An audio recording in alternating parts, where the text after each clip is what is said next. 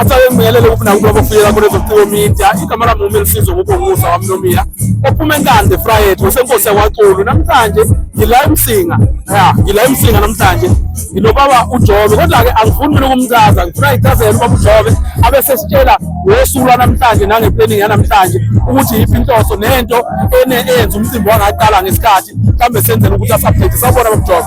Yebo njani Siyaphila ninjani baba? Siyaphila.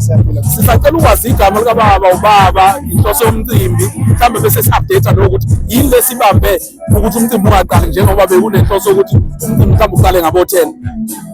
Cha, igama lami nguSipho Sithole ngokudabuka ngowakhona la eMsinga. Isizwe sabamaJozi eSolomon Linda. Yimi ke nonkosikazi abagqugquzeli bale festival esibiza ngokuthi uMsinga Folk and Indigenous Music Festival. Inhloso yethu ukuphakamisa izinga lama-festival abesezingeni lalawo esihlale siwabona masihamba siyaphesheya sesihambe kakhulu ama-festival phesheya. Into esiyibone kakhulu ukuthi baqhakamisa kakhulu i-live ukuphefoma ngama-band nanokuthi sizama ukuthi siyenze kube i-destination festival ukuthi abantu bazi ukuthi njalo ngonyaka ngosuku oluthile ngenyanga oluthile amabomba aqonde eMsinga ngoba kune-international festival. Why is it international festival? International festival because ifake ngisho nabaculi abaphuma ngaphandle kwamanye amazwe. Kukhona uBholoja ophuma eSwaziland, kukhona uCommander Ops ophuma eLesotho, kukhona amaQaqa Music Group abaphuma eZimbabwe. Kade kufanele kufike i-Positive Black Folks from Senegal kodwa abafika ngenxa yama-visa. Kodwa ke inhloso ukuthi sinike ithuba labaculi labadlali bama-instrument abarekhoda umusic e-studio bese beshiya ngaphandle mase ama-artists esephumelele esehambe qhakambisa umsebenzi wawo esehamba namagidangoma aseyamayima bese ukuthi labantu sikwasabe sokudlala umculo abasenawo umsebenzi. Umuntu ugcina ngokuthola imali e-studio kurekhoda lelo cwecwe kade lizenze lona. Emva kalokho usuyalibona hawu nangu le artist ekade ngidlalela hambe idlala isingishiyile mina. So inhloso ukuthi sithi khumbulani ukuthi umculo lo esiwaziyo thina udlala isigidi, udlala ipiyano, udlala inkositini, udlala ibass, udlala ama-drums. Sifuna ukubona ikhono lomculo edlala eyidonsa intamo. Nanokuthi nje sifuna ukuthi i-professionalism makuthathishele umculo ofana nalena ibe sezingeni elihlelekile bese kuba yibona-ke abalandeli bayeza yini noma bezi kodwa bangathi uma befika la bese sasaphotheka isiteji besiceda ngathi siyawa kwashawacina isound lingekho right yabo. Cha amasango bevele ezovula ngo-10 kodwa umcimbi ungezukuqala ngo-10 bese yoqala ngo-12 kanje kodwa siye satshelwa-ke abaholi bakhona la eMsinga ukuthi lana abantu abanaso abafika ngesikhathi bayifikela ntambama kufanele loku umgqibelo abanye basaseyitolo bayothenga abanye basawoqoqa ney'mbuzi ney'nkomo bayova nesibayeni bese bezalana futhi kobana babheke ukuthi umcimbi uze kuyoba ngakusasa kulungile-ke soba osithola la kuze kube ngakusasa sobe sikho. Sibonge-ke nje nabaxhasi abawuxhasile-ke lo mcimbi uze ufike leli zinga. National Arts Council, the Department of Sport, Arts and Culture esifundazwe saKwaZulu, kuzoba i-Department of Economic Development, Tourism and Environment, kuso futhi isifundo sakithi KwaZulu, kuzoba amafa akwaZulu, kuzoba-ke wonga music esichase ngamanzi, hhayi amanzi ntangantanga kabuza awukhohlwa-ke amanzi nqwaba.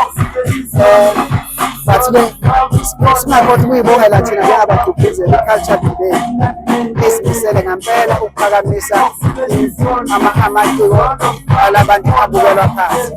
Njengoba ubona nje khona nje ibhaqanga la khona isicathamiya khona yonke umaskandi khona afro-soul khona i-afro-pop khona i-gospel. Kunjalo-ke sibonge kubaba uJobe la ngokuthi asiphe konke ongase kwenzeka usuku namhlanje. Kambe baba uJobe Intosweni yakho ngalomcimbi iyiphi inhloso ngenkulu ngale kokuthi ufuna ukubona bedlalo live ufuna ukubona ubukisa amabhele emntweni omusha iyiphi inhloso ngumuntu omusha osangena emculweni mhlawumbe ufike umculo sekumayimo vele engasaculi oqala ukuthi inhloso yethu ukuthi amaciko afane nomsebenzi ungathiwa hambe uyosebenza lo-85 njengabonke abantu abasebenzayo kufanele lokho kube umsebenzi uma ngabe uyimisela ngomculo bawuthanda abantu bakubhuku okubalulekile futhi ukuthi nokubona nje lana khona ngisho nabantu abakhangisa ngemisebenzi yezandla amahawu obaba intaba amacansi so sithuthukisa nalawo maciko lawo kuzoba wo-small business nabo namba bakhona futhi bayadayisa yabona nje i-accommodation umlazi wonke sengithi umsinga wonke kuze kuyofika e-Great Town gcwele abanye abantu abafika la babuye bafika babhuka yonke i-guest house thina ama-artists wabhuka isiqalo sibhuka fully booked Tugela Valley Great Town fully booked so i-economic development should sithuthukisa umnotho wendawo.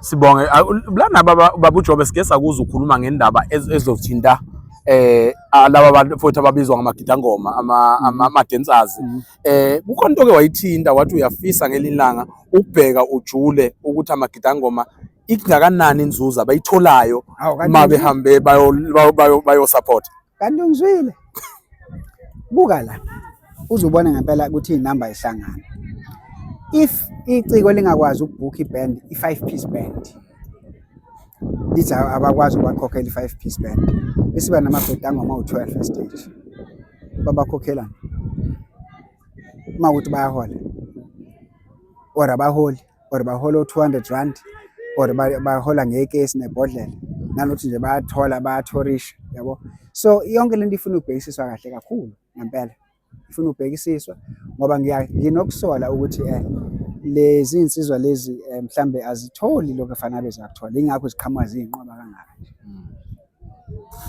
Alright, before ngehle ngobona ngigabisele ngeyithende ngabe ubaba uJobe ukhona mhlambe yena awube ngathiwa mangathi uyintatheli abe ngayibuza khona bese eyiphendula kukhona mhlambe mangathiwa simnikeza ithuba wakuyenzeka ukuthi ngibuze bese kuba khona lokhu wena ofisa ukusho engcine ngakubuzana. Mina ngayibuza ukuthi okay le musician yathi izodlala e-studio yadlala ingoma ezu10 uyikhokhele imali or i-album inengoma ezu12 uyikhokhele imali wayishiyelani mangabe usuhamba usuyoperforma ngoba phela iqiniso umusic umnandi siyawuzwa usezingeni eliphezulu ngoba badlalile abafana baculile nalabo bacula ama backing singers baculile manje base kwasekusalaphi sefane nihambe nawo ke manje kwasekusalaphi okokuqala lo okwesibili nenziwa yini ukuthi nicashe ukuthi ama-promoter awafuna ukukhokha imali or awafuna ukuprovide i-backline kanti ubani wena ngoba uma buyi-artist elinegalelo uyakwazi ukuthi mina ngiza neband nansi i-backline yami uma ufuna ukungibhuka ngizobe ngikhona kodwa nakhe ngikufunayo senziwa yini thina ngoba senza umculo wasemakhaya bese vele sizehlisa ukuthi sithatheleke kancane ngoba ngeke ukwenze lokho koJudith Siphuma oSilalo Silota oSipho Sticks Mabuza oSimphiwe Dana oThanswa Mazayi bazokutshela futhi bazokucharge uzobabhuka yini thina bese sifuna ukuthatha kancane kushuthi thina esingayihloniphi kwathina bazohlonipha kanjani ke laba bafana abafuna ukusibhuka if thina ubuciko bethu singabuhloniphi ngoba uma uyi-artist elisezingeni eliphezulu uzothetha hayi mina uyangazi ngubani.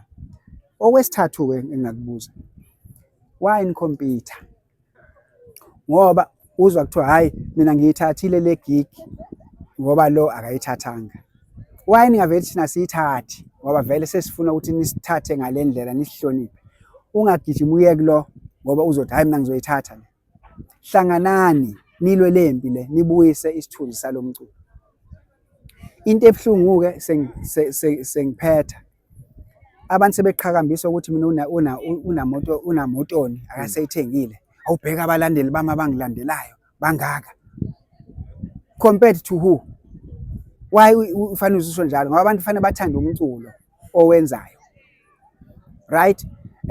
Awubheke senginomuzi omkhulu sengiwuthengile. Laba bebekudlalela ama-instrument ku-recorder bazoyithenga nini bona eyabo imizi? La magidangoma wona azoyithenga nini?